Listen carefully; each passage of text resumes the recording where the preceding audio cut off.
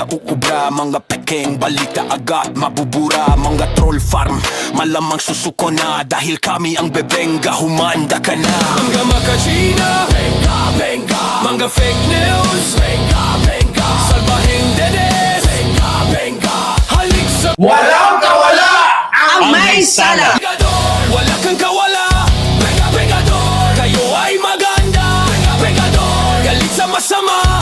Benga, bengador, ang sa inyo bebenga. Benga, bengador, wala kang kawala. Benga, bengador, kayo ay maganda. Benga, bengador, galit sa masama. Benga, bengador, ang sa inyo bebenga. Nako, mga kababayan ko, sinabihan ni DPWH Secretary Vince Dizon na makapal ang muka ng mga Diskaya. O nitong ni Kerly Diskaya. Opo mga kababayan ko, sinabihan ni Vince Dizon na makapal ang muka nito ni Diskaya. Abay, bakit nga ba kumapal ang muka nito ni Diskaya? Sa ano nga bang kadahilanan? Ano nga bang reason kung bakit sinabi nito ni Secretary Vince na makapalang mukha ng mga Diskaya? Matapos mga kababayan ko magsalita ni Curly Diskaya na tila po ba mga kababayan na sila daw po, sila daw ho ang nanakawan. Sila daw ho ang nanakawan. Wow! It's great. Nanakawan ang mga Diskaya. Nanakawan ang mga Diskaya mga kababayan. Naku. Naniniwala ba kayo doon, mga kababayan ko? Is that a joke? Sounds like stupid, mga kababayan ko. If they're saying ng mga Diskaya, nanakawan, mga kababayan. I thought they are the thief, mga kababayan ko. Diba? Yung kapal ng mukha. Kaya talaga mapapasabi ka talaga na makapal ang mukha nitong mga nito ni Curly Diskaya. Ikaw na nga tong umamin na nagnanakaw. Ikaw na nga tong nagtuturo na may magnanakaw. Ikaw pa tong nanakawan? Wow! Lufet! What a shame on you! No, mga kababayan ko, kaya medyo magugulat ho kayo dahil dito pa lamang sa pag-uusapan ho natin, wag hong iinit ang ulo. Kailangan ho nating kumalma dito.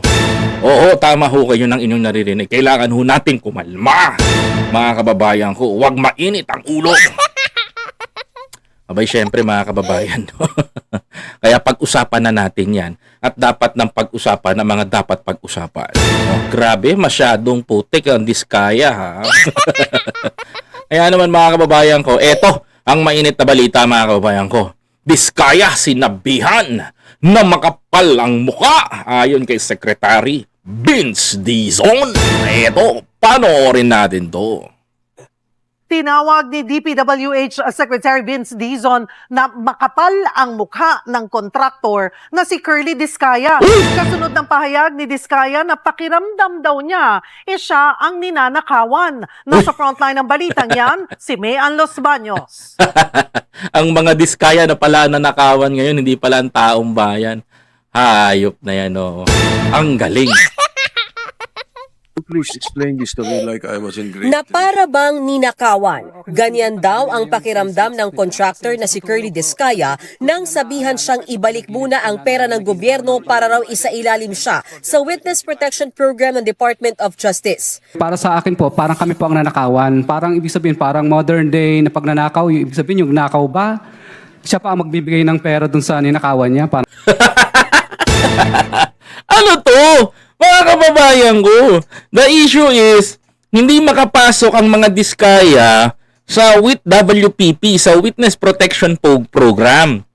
Ang inihirit ngayon, mga kababayan, ang tinatanong ng Department of Justice is, bago kayo makapasok dito, are you willing? The word is, are you willing? O kusang loob mo ba? Ibabalik ang mga ninakaw mo? That's the point, mga kababayan ko. Kusang loob ba to, Curly, na gusto mo bang magbalik ng mga ninakaw mo? Ano yun? Nagnakaw ka? Tapos hindi mo ibabalik? Pasok ka sa Witness Protection Program, magtuturo ka ng ganyan? Pwede ba yun? Di ba, Smokey? Yung lalaki sa likod gusto siyang batukan. Oo nga, nakita ko. Mga kababayan.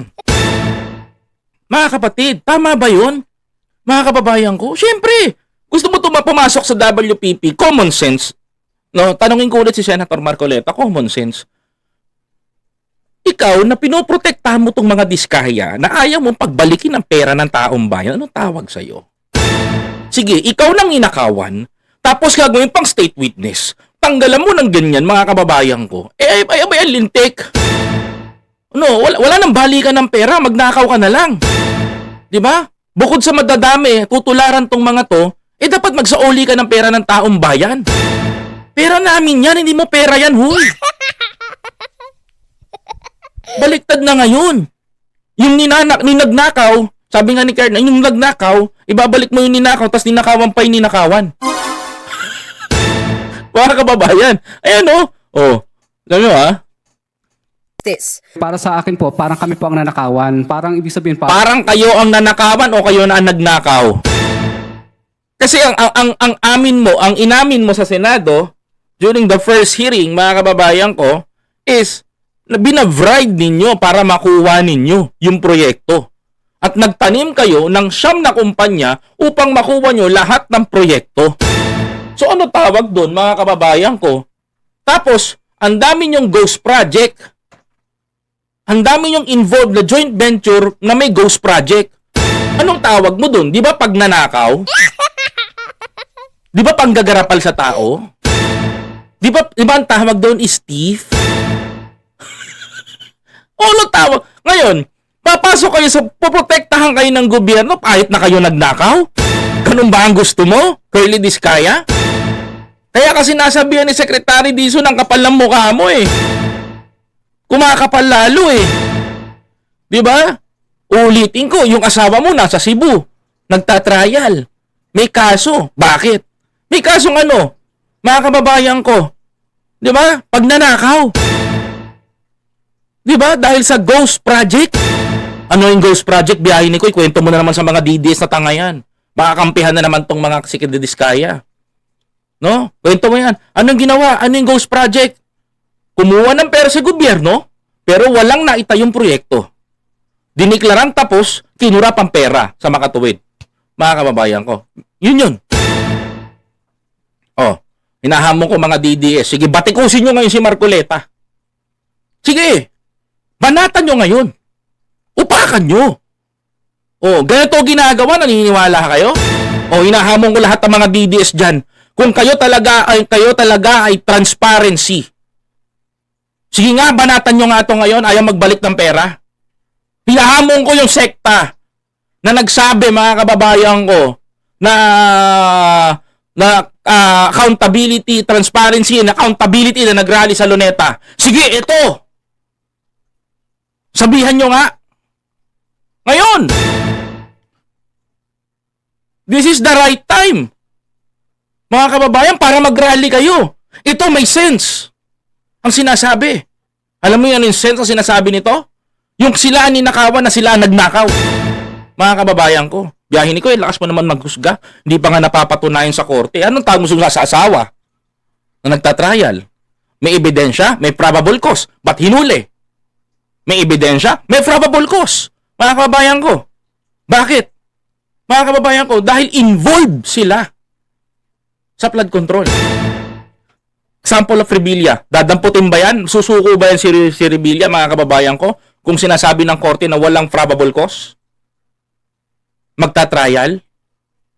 Ibig sabihin, merong nakita na dahilan upang arestuhin ang Rebilla at upang arestuhin dapat ito. Ba't pigil magsalita si Curly Diskaya ngayon, mga kababayan? Bakit nakasiper ang bibig? Mga kababayan ko. Matapang eh. May pinangahawakan to. Mamaya malalaman nyo. Mga kababayan ko. Dituto kayo dito. May malalaman kayo sa channel ko. Natiyak na ikagugulat ninyo. Ang modern day na pagnanakaw, yung ibig sabihin yung nakaw ba? Siya pa ang magbibigay ng pera dun sa ninakawan niya? Parang ganun. Yung nakaw ba? Yung nakaw ba? Yung nagnakaw ka? At least aminado ka, di ba? Si Senator Risa Hontiveros tila napabalikwas sa upuan nang marinig ang sinabi niya ni Curly. Di ba? Parang kanina, lahat po tayo physically naghitla dun sa sinabi ni Mr. Diskaya na parang sila pa yung nanakawan. Kaya nga nagtataka rin nga ho ko, Senator Risa Hontiveros eh. Kasi hindi ko ho makuha yung sinabi ni Diskaya na sila ho yung nagnakaw pero ayaw ho magbalik ng pera. Ang ginigiit ho ng senador na abogado nila, mga kababayan ko, wala pa naman. Qualified daw ang mga Diskaya. They are the state witness. Oh yes, they are the state. Pwede silang mag-apply ng state witness o WPP sa DOJ. Pero mga kababayan ko, bago ka makapag-apply bilang state witness niyan at magkaroon ka ng WPP o Witness Protection Program, mga kababayan ko, magsauli ka ng pera. Mga kababayan. 'Di ba? Magsauli ka ng pera. Kasi ang inahabol nyo dito, yung mapababa ang sintensya ng mga Diskaya hanggang sa maging bailable. 'Di ba? Kasi according sa batas, mga kababayan ko, pag ikaw ay state witness, pasok ka. Bababa ang sintensya mo. Oo, bababa ang ikakaso sa'yo kasi nagsauli ka. Parang sumuko ka lang, mga kababayan ko. You know what's the reason kung bakit sumuko si Revilla? Mga kababayan ko, iniwasan niya na damputin siya. Ginawa niya, siya ang sumuko para mas mapababa niya yung sintensya sa kanya. Kung nagkataon, mga kababayan, bababa yung ikakaso sa kanya. That's true, mga kababayan ko. Tuloy. Pati si DPWH Secretary Sabi ni Secretary Vince Dizon, tignan nyo. Eto sabi ni Secretary, di sa akin galing to Sabi ni Secretary Vince Dizon, Vince Dizon na bad trip. Medyo makapal din naman talaga ang mukha nitong si Curly Diskaya, no? Totoo yun! Kitang-kita namin lahat ang ebidensya laban sa kanila. Tapos ang lakas pa ng loob niyang magsabi, sila pa ang ninakawan. Siguro, humarap na lang sila doon sa mga kaso nila. Yung asawa niya, nakakulong na. Di ba? Hanapin na lang nila yung mga kaso, tapos ibalik na lang yung pera ng mga kababayan natin. Correct! Yan ang tama, mga kababayan, mga kapatid. Kasi mga kababayan ko, kailangan maibalik ang pera ng taong bayan. Maibsan man lang yung hinanakit ng mga Pilipino. Maibsan man lang yung giit, yung gigil ng mga Pilipino. Maibsan lamang, mga kababayan ko. 'Di ba? Kasi bakit galit na galit ang taong bayan Galit na galit ang taong bayan. Bakit sila nakakapagnakaw? Paano nagawa ng mga tuyon? Paano tayo naloko nito? Simula nung nawala yung pork barrel scam, ang pumalit, mga kababayan ko, yung DPWH Ghost Project scam. Mga kababayan. So ngayon, eto na, gumugulong na, umaratsyada na, yung mga scamming na ginagawa nila. Ang ending, mga kababayan ko, eto, ayaw pang magsauli ng pera at gusto pang mag-apply ng Witness Protection Program na babayaran ng gobyerno. Aba, yan, tindi mo naman. Ang kapal talaga ng mukha talaga. Paldo ka na nga Diskaya Paldo ka na. So, sobrang paldo mo na, abay, ang tindi ng pagmumukha mo. Gusto mo pang bayaran ng gobyerno. Alam mo ba yung Witness Protection Program? Proteksyonan ka ng gobyerno. Babayaran ng gobyerno yung mga magiging security mo. No? Biruin mo na kapag nakaw ka na sa gobyerno, putya, panglalapastangan na to, kaliwat kanan, sampal to sa mga Pilipino. Combo pa, mga kababayan. Kombong-kombo ang Pilipino. Durog na durog ang Pilipino. Biruin mo, state witness ka, nagdakaw ka na, kaya mo magbalik ng pera ng Pilipino, putya ka. Tapos babayaran pa namin ang tax at buwis namin yung mga magbabantay na security mo. Aba, parang sinakal mo kami. Alam mo, tama yung sinabi ni President Bongbong Marcos, mga kababayan ko, hindi dapat bigyan ng mga Diskaya ng Witness Protection Program. Yan ang binabargain nila, mga kababayan ko. Yan ang binabargain na mga yan. Kaya po si Senator Marcoleta, kinukulit to si Prosecutor Fiji, mga kababayan ko. Mga kababayan, kaya pinukulit po ng kinukulit, binabara sa Senadong ganun, para makita ni Curly Diskaya, uy, pinagtatanggol kami ni Marcoleta. Binibigyan kami ng ganito. 'Di ba?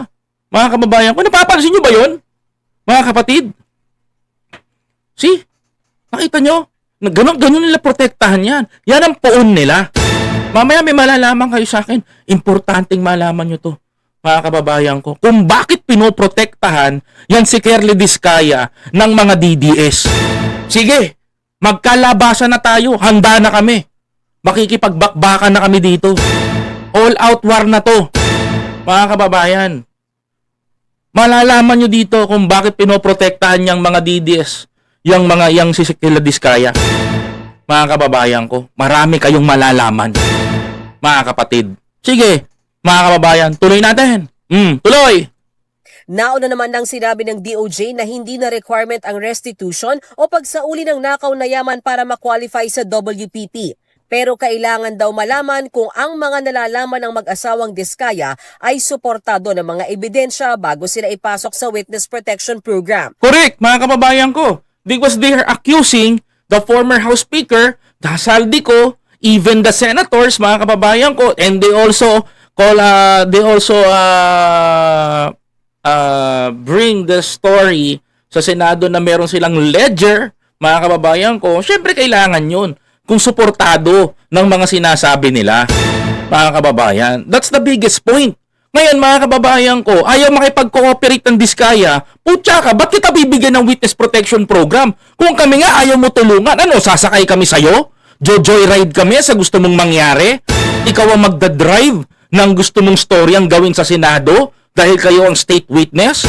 Yun ang gustong mangyari ni Marcoleta, na maging state witness sila, i-drive ng mga Diskaya, mga kababayan ko. O baka naman pinoprotektahan nyo dahil baka hindi kayo manalo sa 2028 election. May malalaman ng taong bayan, mga kababayan ko. Because this will be expose, mga kababayan. 'Di ba? Oh, 'di ba? Isa pa, pag-usapan natin. Isa nga sa mga ebidensyang yan ay ang ledger na unang sinabi ng mga Diskaya na naglalaman daw ng listahan ng kanilang mga flood control projects. Oh, ba't tayo nyo ibigay yan? Gusto nyo ng Witness Protection Program. Bigyan mo ng dahilan ang gobyerno natin para proteksyonan ka. 'Di ba? So, totoo lang. Ilalabas mo yan ledger, ilalabas mo yan. Kung bago mo ilabas yan, para mabigyan ka ng Witness Protection Program ng gobyerno, ilabas mo yung ledger, ipakita mo sa gobyerno kung sino-sino to, at sila tutukuyin nila, mga kababayan ko, kung sino-sino ang mga dapat nilang dapat mong ilagan at kung bakit ka dapat bigyan ng WPP. Hindi ka naman pwede bigyan ng WPP for what lang eh. Meron kang cost dapat kasi gagastos ang gobyerno dyan. Mga kababayan ko, poproteksyonan ka, itatago ka. Diba? Bibigyan ka ng security. Bibigyan ka ng peace of mind. Yun ang hinihingi mo. Mga kababayan. Ngayon, tawang-tawa ako dito. Hindi ka nakikipag-cooperate sa gobyerno. Paano ka namin bibigyan? Eh kahit na umabogado pa si Marcoleta dyan, isa lang naman yan eh. Ilang kaming Pilipino dito. Bilyon Pilipino nagagalit sa'yo. Diba? O kaya hinahamon ko yung mga DDS pagtanggol nyo ngayon to si Marcoleta. O sige. O. Ano? Pagtanggol nyo ngayon si Marcoleta. Sabihin nyo ngayon ay Marcoleta, manindigan sa bayan. Diba? Katukin mo yung opisina. Oh, asa ng mga matitino ngayon? Wala, di ba? Oh. Makita nyo ba may nagtatanggol ba dyan kay Marcoleta ngayon na vlogger ng mga DDS? Bakit wala? Tiko man bibig nila. Kasi alam nila magiging mali sila. Mabubukayo namin sila. Di nyo napapansin? Kami napapansin namin. Nakikita pa namin. Tuloy. At kung sino-sino ang mga umano'y pinaambunan nila ng kickback sa mga mambabatas. Correct! Pero hanggang ngayon, hindi pa ito naisusumite sa Senado. Oh, kita mo? Ako, I have a deal with if I am the Blue Ribbon Chairman, like Senator Ping Lacson, may kipag-bargain ako. Oo, may kipag-bargain ako dito sa mga Diskaya. Labas mo yung sinasabi mong ledger, ilaglag mo yung mga taong pumoprotekta sa'yo, then, I will pay back sa'yo. Proteksyonan ka ng gobyerno, ilabas mo yan, magsauli ka ng pera sa atin. Ganun dapat, mga kababayan ko. Dapat nga yung word ni Senator Marcoleta, ganun eh. Sa Senado eh. Kumbinsihin niya na yung mga Diskaya eh. Di ba, Ma'am PB? Ma'am Charito Torion Marsan, Ma'am Jenny? Tita Gina Iglet? Dapat ganun, di ba? Sabihin na. Sabihin ni Marcoleta, oh, kayo mga Diskaya. Ako'y senador ng bansang Pilipinas. Binoto ko ng mga Pilipino kuno at hindi lang ng Miro. Di ba? O kayo, magsauli kayo ng pera. Saka namin kayo poproteksyonan. Eh hindi, mga kababayan ko eh. Yung abogado ng mga Diskaya na senador, mga kapatid, hindi. Wala. Mas kinakatigan pa yung ano. Mas kinakatigan pa yung Diskaya.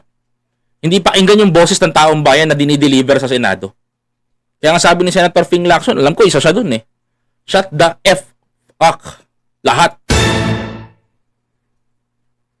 Di ba? Mga kapatid? Correct me if I'm wrong. No I just want to be clarified. The disclaimer lang. This is my own opinion. Being a Filipino.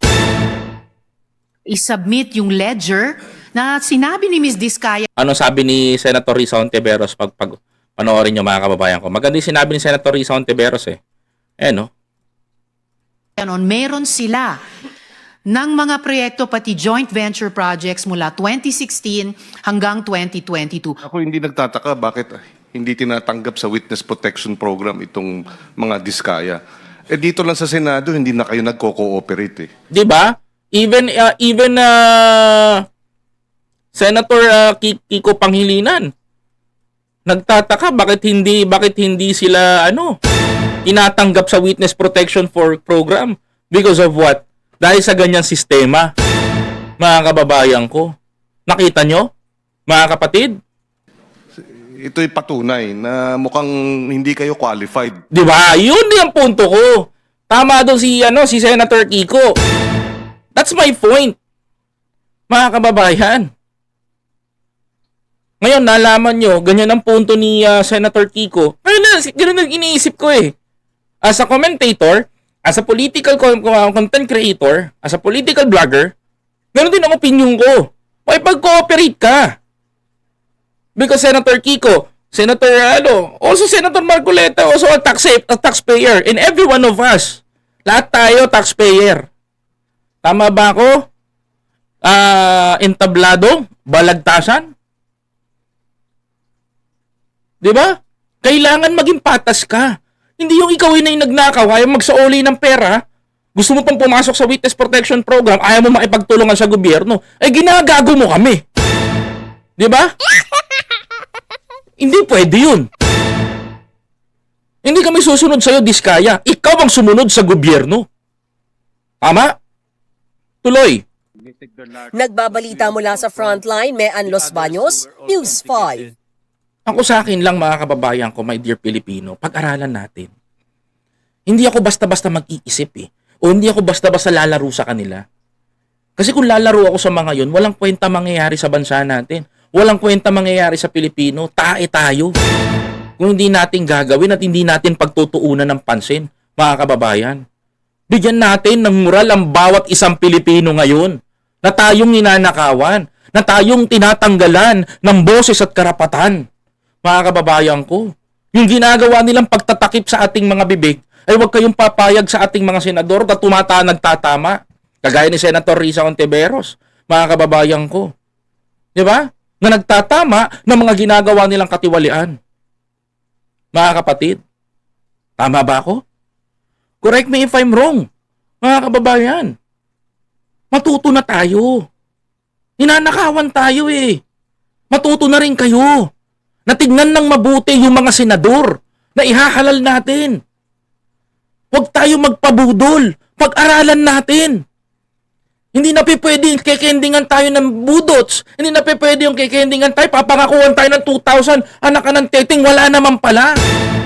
Hindi pwede yung bobo sa Senado na sasabihin na hindi mo alam ang I move your honor.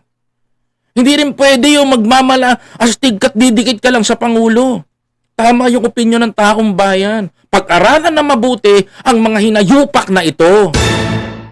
Di ba? Disclaimer lang. Opinion ko to. At gusto kong iparating sa inyo. Ako mga kababayan ko, kung bakit pinoprotektahan ng mga senador at ng mga politiko at ng mga DDS itong Diskaya. Hindi nyo ba napapansin mga kababayan? Hindi po binabanatan ng mga Duterte ang mga Diskaya. Nakita ninyo? Even Banat Bay, one of the most kupal vlogger ng mga DDS, mga kababayan ko, hindi ho binabanatan itong mga Diskaya. Diba? Hindi ho niya kine-question na magbalik ng pera. Kasi ang alam ko, ang pinaglalaban ng mga Duterte, mga kababayan ko, peace, accountability, transparency, and accountability. Tama ba ako? Mga kababayan? Tama rin ba ako? Mga kapatid, correct me if I'm wrong. Yun po ang pinaglalaban nila, mga kababayan ko. Pakinggan nyo po ito mabuti, mga kababayan. Eto, kung totoo man itong nalaman ko, mga kababayan, ay kilabutan na po tayo. Kung totoo man itong narinig kong kwento o sinabi sa aking kwento, mga kababayan ko, na tila ba ang mga Diskaya ang may hawak ng pagkapanalo ng 2028 election, yan ho kayo magugulat, mga kababayan. Alam nyo ho ba, meron hong taong nagkwento sa akin, I don't want to mention the name of this person kasi medyo political person, talagang highest, no? Nakakwentuhan natin. Kung totoo man itong nalaman ko, medyo kikilabutan talaga tayo. Alam nyo ho, ako ba, tanong ko lang, totoo ba na itong mga Diskaya ay pinagkasundo ang kanilang sarili sa mga Duterte? Totoo ba na ang mga Diskaya ang may hawak ng pagkapanalo ng isang politiko sa 2028? Mga kababayan, totoo ba? Nung pinag-isa-isa ko lahat yung sinabi at kwento sa akin, mga kababayan ko, nagulat ho ako. Oo, napagtanak ko, nagtataka rin. Nagulat ho ako. Samantalang naalala nyo ho, na yung Saint Gerald na pag-aari ho ng mga Diskaya at ang Miro na nanalo ho sa bidding, mga kababayan ko, ng nakaraang eleksyon, ay meron hong joint venture, kung tawagin, na ang mga Diskaya ang kanilang naging kapartnership sa Pilipinas. Nakakatakot ho ito. Bakit? Mga kababayan ko, kung totoo man ang bali-balita na allegedly di umano na ang Miro ay, mga kababayan ko, ay kayang dayain ng eleksyon, nakakatakot po yan, mga kababayan. Sapagkat nagtaka ho ako, paano ho nakakuha, mga kababayan ko, ng number 1 spot itong si Senator Go. At tila ho ba number 6 ito hong si Tulfo. At number 2 ho dati, mga kababayan ko, etong si Ben Tulfo. Kung mapapansin ho natin, mga kababayan ko, tila ho ba lahat ho ng mga DDS ay dumikit ho doon? Oho, tama ho kayo ng inyong naririnig. Magtataka ho kayo. Dumikit ho doon, mga kapatid. Lahat ho ng mga DDS senators na tila ba ay natatakot ho, mga kababayan ko, na maligwak si Sara Duterte sa impeachment, ay tila ho'y pinanalo ng mga kaalyado. Nagtataka rin ho ba kayo? Ako rin ho, nagtataka ako, tapapaisip. Sapagkat, mga kababayan, kung titignan ho natin, mga kapatid, nanalo ho yung mga senador ng mga DDS. Samantalang nagtataka ho kayo, saan ho kumuha ng boto itong si Lago, si Bato, at mga kaalyado niya, sila Marcoleta. Mga kababayan, samantalang wala naman sila makukuhang boto sa Pink. Dahil ayaw sa kanila. Samantalang, mga kababayan ko, wala rin makukuhang boto sa Makabayan Black. Dahil ayaw din ho sila. Lalong-lalo naman ho sa ating mga taga-pula. Wala hong makukuhang boto sa atin. Ngayon, saan ho kumuha ng boto yan? Doon ho kayo magtaka. Mga kababayan ko. Sa tingin nyo ho ba iboboto si Sara Duterte ng mga Pink? Hindi, galit sa kanila yan. Iboboto rin ba si Sara Duterte ng mga dilaw? Natural, hindi, galit sa kanila yan. Iboboto rin ba si Sara Duterte, mga kababayan ko, ng mga kaliwang grupo? Lalong-lalo lang hindi, galit sa tatay niya yan. Ngayon, mga kababayan, saan kumuha ng boto yan? Doon kayo magtaka. Diba? To be honest, I agree kung si Bam Aquino ang nanguna. Kasi may boto talaga sila. And yung 2022 na kabataan ay naging generated as a boto nila ngayon yan. Hindi ko alam saan kumuha si Go ng pang number 1. Mga kababayan. Yan ho ang nakakatakot. Nung ibinalita ko sa bayan, mga kababayan ko, na ang mga Diskaya ang may hawak ng Miro, kinilabutan ho ako. Kasi ho, mga kababayan ko, napansin ho ninyo, protektado ho ng mga senador ng mga DDS o Duterte Black itong mga Diskaya. hindi ho kaya di umano ay hawak nila ang pagkakapanalo, ang pagpapanalo ng isang presidente sa 2028. Kaya ho ba hindi humabanatan direkta ni Senator Amy, ni Senator Bongo, ni Senator Bato, ni si Marcoleta lang ang nagtatanggol? Kaya ho ba hindi nyo mabanatan? Ayun ho, nakakapagtaka doon. Bakit, mga kababayan? Yan ho, ang pinaka nakakapagtaka. Hindi ho rin po kayo, hindi rin ho ba kayo nagtataka doon? Hindi nyo binabanatan. Tanging si Presidente Bongbong Marcos ang kumikilos upang at ang mga senador na naniniwala sa tama ang gumugulpi dito. Bakit hindi mo maipagtanggol? Ba't todo tanggol si Senator Marcoleta? Yun ang pinagtataka ko. Ma'am Amy, Joaquin, tama po ba? Mga kapatid, hindi ho binabanatan ng mga diskaya ng mga ni Ka Eric. Diba? Si Ka Eric, sigaw na sigaw, si BBM, korap. Ito literal na korap, ayaw sumigaw ni Ka Eric. Yung mga burauteros, mga DDS vlogger na nagpapapirma, ba't hindi nyo banatan ang diskaya? Akala ko ba, ayaw nyo sa korap? Binabanatan nyo si Presidente, pero ito, literal na korap. Imbis na tuligsain natin, imbis na ipaglaban natin ang karapatan natin bilang Pilipino, ay hindi, bine-baby pa ng isang senador. Hele-hele pa. Dito ka lang, Kerly, huwag ka mag-alala, hindi ka makukulong, akong bahala sa iyo, asawa mo na lang. Basta ipanalo mo si Sara Duterte sa 2028, ganon. Ako'y kinakabahan. Mga kababayan, sapagkat natatakot ho ako na itong parating na 2028 ay magkaroon ng kadayaan. Mga kapatid, dahil kung sa mga diskaya man ang Miro, this will be a revenge. Mga kababayan ko, to our President at sino mang itataas ni Presidente. This will be a revenge. Mga kababayan ko, mga kapatid, nakakatakot. I'm calling the attention to our President Bongbong Marcos. Mr. President, mukhang kailangan po natin baguhin itong Miro. Isulong nyo po yung hybrid. Isulong nyo po yung hybrid and automated election. Isulong nyo po sapagkat nakakatakot ho itong mga nalalaman natin.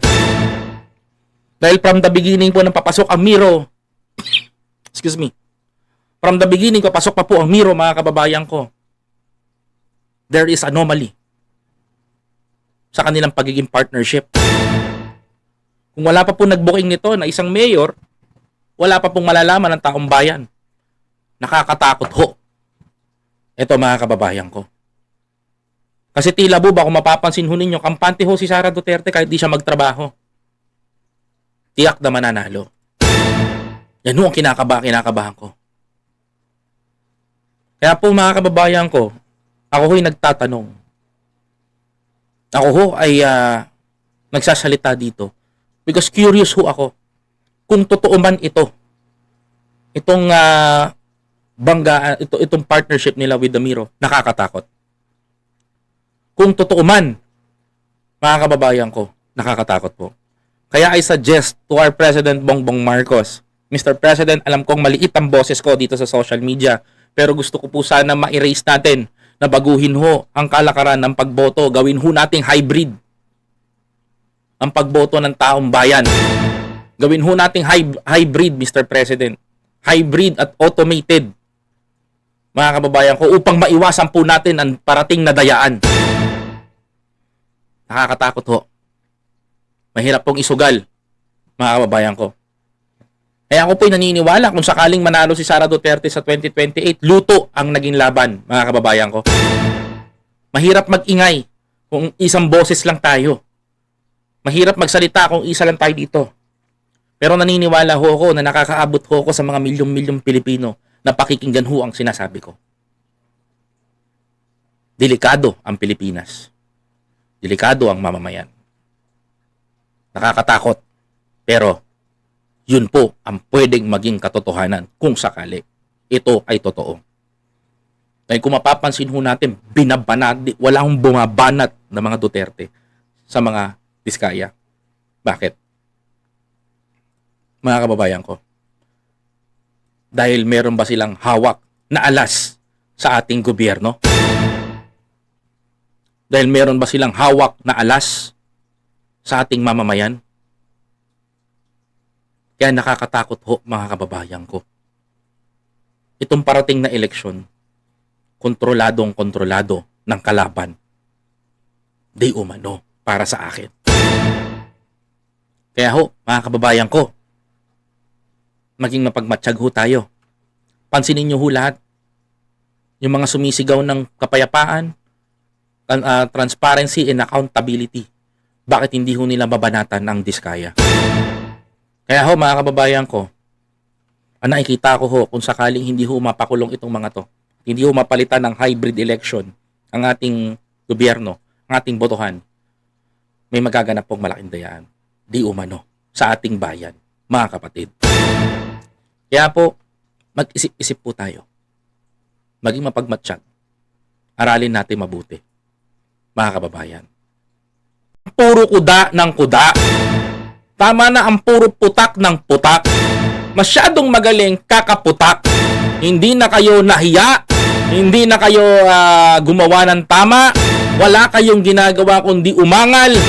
Kayo ang nagpapatagal sa ating bayan. Tama na. Tigil nyo na yan. Hindi na magagawa yan ng mapatutsyada ninyo. Magtrabaho naman kayo. Sabi nga ni Senator Risa Hontiveros, mga kababayan ko, Senator Amy umaatungal at Senator Marcoleta, kayo na nga itong hindi umating, kayo pa itong may nakukomento. Ito, panoorin natin ang video nito, mga kababayan ko. Hindi pa tapos ang pagdinig ng Senate Blue Ribbon Committee kaugnay ng flood control scandal, pero ang Senate minority meron ng committee report. Nako! Kaya nako, Nakasaad dyan na hearsay o di kaya wala raw ebidensya ang mga akusasyon kina Senator Jinggoy Estrada at Cheese Escudero. Nasa front line ng balitang yan, si Mayan Los Baños. pansinin nyo, why they are protecting Senator Jinggoy Estrada, Senator Cheese Escudero? Bakit? Bakit nila pinoprotektahan? That's the biggest question. Hayaan nyo yan. If you are senator, kaaliado nyo yan. Kailangan malaman ng katotoo. Walang kampi-kampihan. Diba? Panoorin nyo.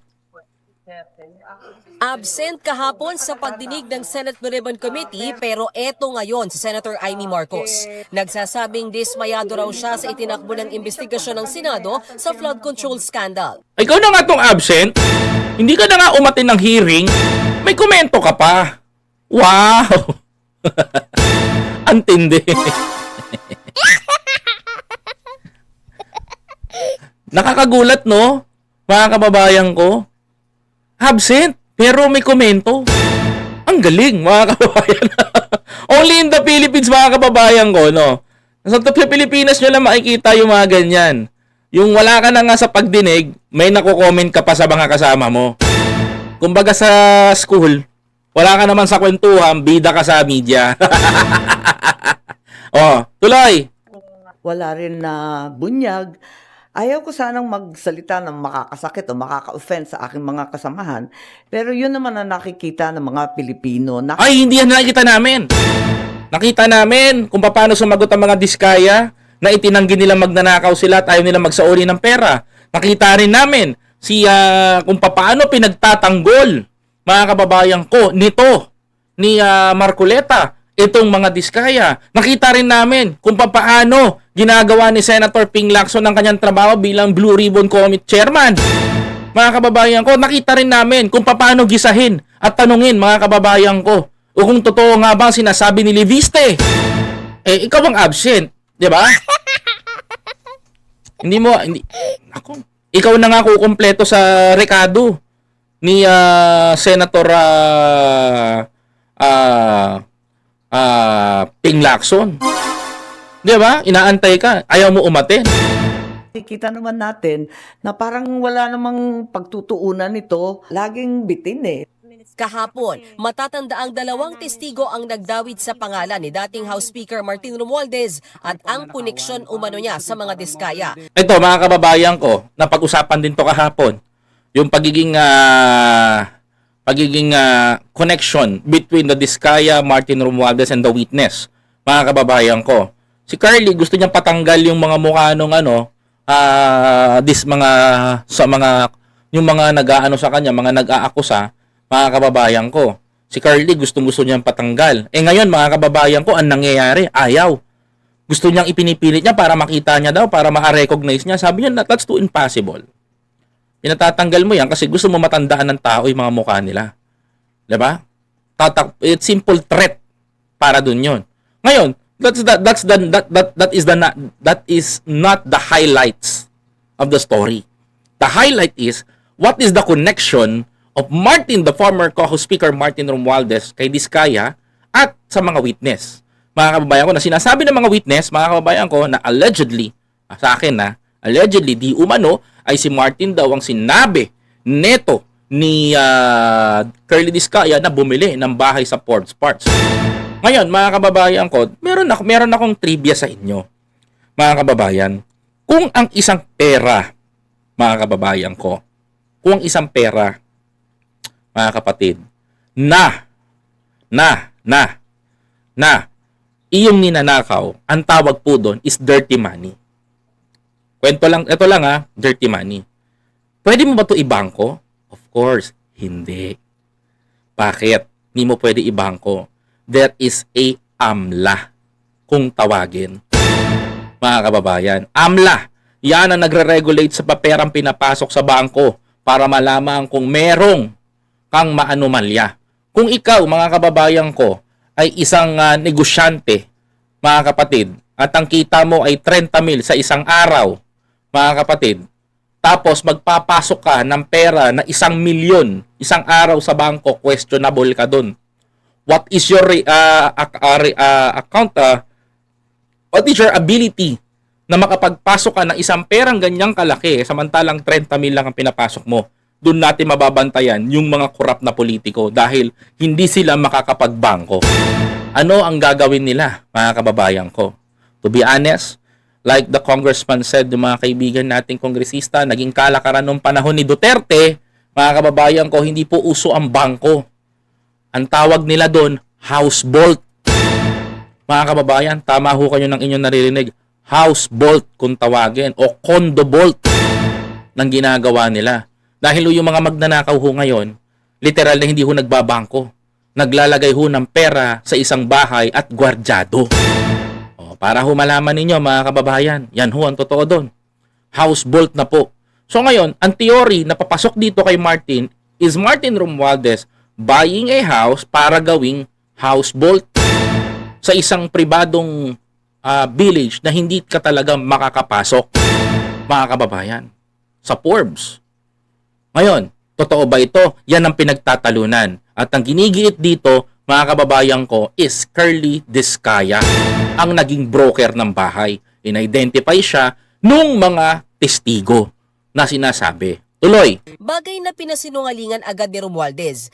Si Senador Dante Marcoleta naman na present sa pagdinig kahapon pero nasayangan daw siya. Masyado raw kasing sumentro ang pagdinig sa maling coordinates na isinumiti ng DPWH noon sa Pangulo. Ito ba yan? Isa pa yan si Bunuan. Sablay din yan. Dapat talaga, ito literal, dapat makulong. Mga kababayan ko. Biruin mo, mag-send ka kay Pangulong Bongbong Marcos ng maling coordinates ng flood control, sabihin mo tapos na. Doon tayo magtataka, mga kababayan ko, paano niya nagagawa yun, di ba? Dati na raw na pag-usapan noong siya pa ang chairman ng Blue Ribbon. It is a little bit disappointing on my part kasi I was expecting more. Lalong-lalo na nandoon si Yusek Bernardo, the former Yusek Bernardo, at nandun din si Yusek Trigib. Agad bumuelta riyan si Senate President Tito Soto. Kulang na oras kaya nga sa susunod, umattend sila sa susunod para yung mga kulang, mapunoon nila. Diba? Kasi natanong naman nila Senator Tito Soto Sa totoo lang mga kapatid tsaka nila Ping Lacson na mga nagtanong na senador, totoo naman di kung kulang, nabibitin sila, di umattend si Amy. Dami sinasabi. Hindi pa man tapos sa mga pagdinig, buo na ang Senate Minority Block Report kaugnay sa investigasyon Senate Minority Block Report, it means sila Duterte Black. sa flood control. Batay daw ito sa unang 3 pagdinig ng Blue Ribbon noong si Marcoleta pa ang chairman. Batay ito sa sinasabit naratibo ni Marcoleta. Nung panahon, Blue Ribbon chairman siya at si Chis Escudero ang House Speaker. Senate President. At sa 3 pagdinig kung saan chairman na ng komite si Senator Ping Lacson. Sa 576 na pahinang tinawag na minority report, Ano tong minority report na to? Tingnan nga natin mga kababayan ko. Tingnan natin. nakasaad ang mga politiko, public officials at pribadong individual na nadidiin. Kabilang na riyan si dating Speaker Martin Romualdez na itinuro ng mag-asawang Diskaya at ni Orly Guteza sa pagdinig. Gayon din ni dating Congressman Zaldico sa kanyang video series. Kasama rin sa mga nadidiin sina dating DPWH officials Henry Alcantara, Bryce Hernandez at Roberto Bernardo. Ayan, yan yung matrix na ginawa ni Marcoleta. Connection. Mga kababayan ko. Kung ito, mga kababayan, aaralin natin, tignan mo, according to Senator Marcoleta, Diskaya is connected to House Speaker Martin Romualdez. Sabi niya yan. Mga kababayan ko, sabi niya yan. Kung papansinin niyo, tignan mo, ba't inaabogaduhan ni Marcoleta tong mga Diskaya? Kung talagang connected at naniniwala si DC Marcoleta. Diyan pa lang mga kababayan ko makikita nyo na sabi nyo, ang gusto kasi ni Marcoleta, ang gusto kasi nila, maidiin itong si Martin. Diretso. Pero the rest of the senators na kumikbak, wala na. Di ba mga kababayan ko? Kung papansinin nyo lang, mga kababayan, may magdidiin naman pala, ba't hindi nyo isampa? Kasi wala kayong makuwang ebidensya. Diba? Ay, nako, Diyos ko, Marcoleta, Diyos ko po. Sabi nung basher ko, parang expert ka. Ay, ngayon mo na nalaman. Diba? Tagal na. Nambabanat nga ako dito, di mo alam. Diba mga kapatid? Game. At ayon sa Minority Report, marami ang nagtuturo sa dating House Speaker na si Martin Romualdez. At least hindi na sa akin nanggaling yan. Yung arrows kasi, base sa nagtuturo sa kanya at mababasa nyo nun sa kanilang mga testimonies, individual. Talagang, for example, Gutesa, tinuro si Saldico and Martin Romualdez. Gutesa. Asan si Gutesa? Ba't tayo mo ilabas si Gutesa? Sabi niya nasa kampo ng Marines. Ayaw palabasin. Sabi niyo naman na kay Martin, si Gutesa, ayaw ilabas ni Martin. Ang tanong dito, may katunayan ba yung kanilang allegation? Hindi nyo nga mapatunayan kasi ang problema kasi dito, mahilig tayo man-red tag ng tao Diba? Mahilig tayo man-red tag ng tao. Pino-point of view na natin. Yung pino-point of view natin itong si House Speaker Martin Romualdez. Ang point of view nyo, gusto nyo tirahin, banatan. Diba? Gamit si Gutesa. But suddenly, Orly Gutesa nag-disappear. Tama ba ako mga kababayan ko? Nag-disappear si Gutesa. Ang problema kay Gutesa, bukod sa nag-disappear si Gutesa, iniwanan pa ng questionable na falsification of public documents. Pagkalabas ni Gutesa, hindi niya na mailabas. Tapos ang sasakyan ni Marcoleta ngayon, yung narrative ni Gutesa na nagtuturo kay Martin. Ang tanong dito, si Martin ba sangkot? Di ko po masasagot ngayon yan. Pero ako, naniniwala ako, mga kababayan ko, na there is a time na malalaman ng taong bayan kung sino talaga ang tao na yan. Hanggang doon lang ako, mga kababayan ko. Si Diskaya, nabanggit din ang pangalan ni Martin Romualdez. Yun na nga nabanggit na nga Sa bibig na nang galing ba't umaabogado ka sa mga Diskaya?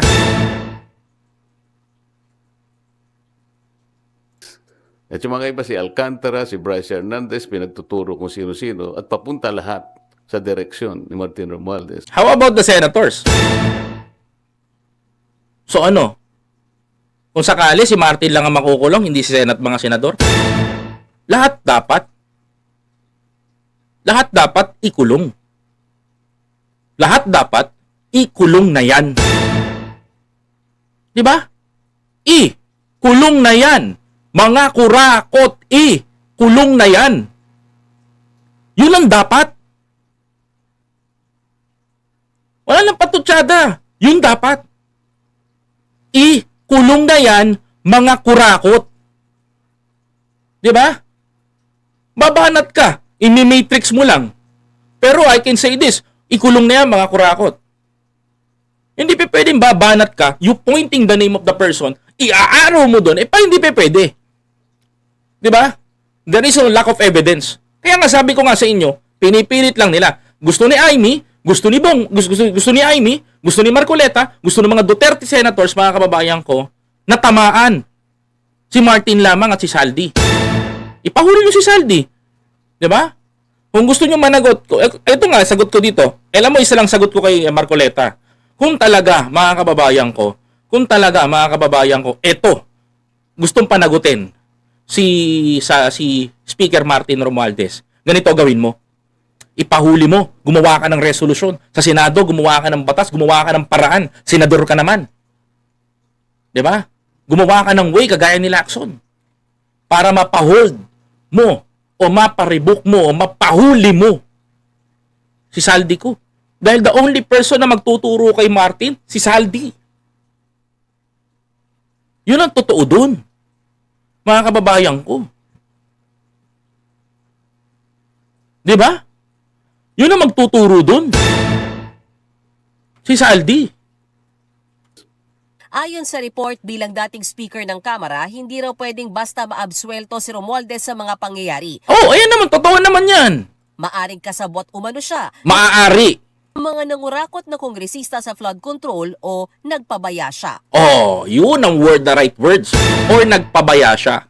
Laman din ng minority report ang ilang dati at kasalukuyang senador na umano'y nag-request o nakatanggap ng kickback, kabilang sina dating Senador Bong Revilla at kasalukuyang Senator Joel Villanueva.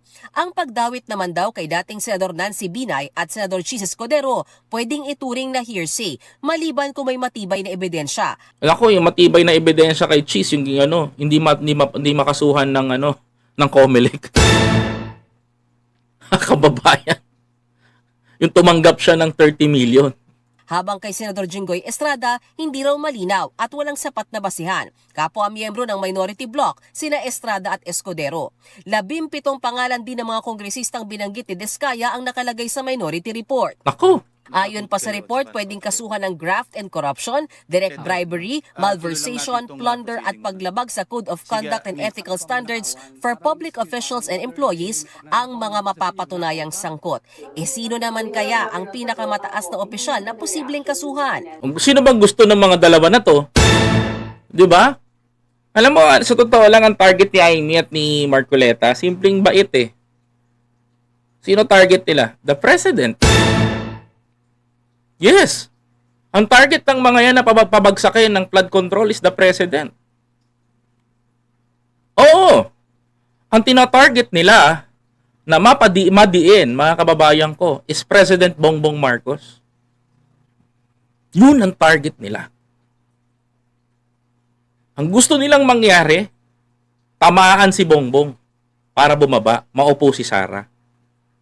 Kaya kita nyo, ginigiba nila ang eksena sa loob ng Senado. Pero the Senate is hindi nagpapadistract sa kanilang mga panggigiba. The only way na magawa nito is to tirahin itong Senado para humina ng humina. Tama?